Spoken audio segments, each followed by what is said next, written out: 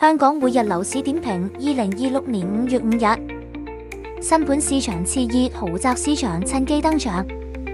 有九龍倉及會德豐地產持有九龍塘龍庭里8號項目，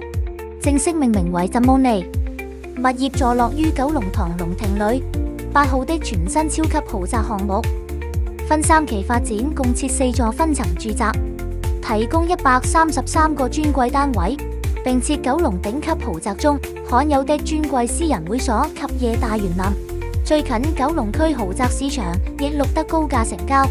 嘉里建設發展九龍半山龍駒道3號的堤外售出物業6座2樓 B 室，單位實用面積4390平方尺，剛以2.15億元連雙車位售出，尺價達48,975元。整體堤外夾共提供61伙分層及3間大屋，至今已售出達49伙，合共套現逾147億元以上。香港地產最新訊息由世紀21香港C21HK提供。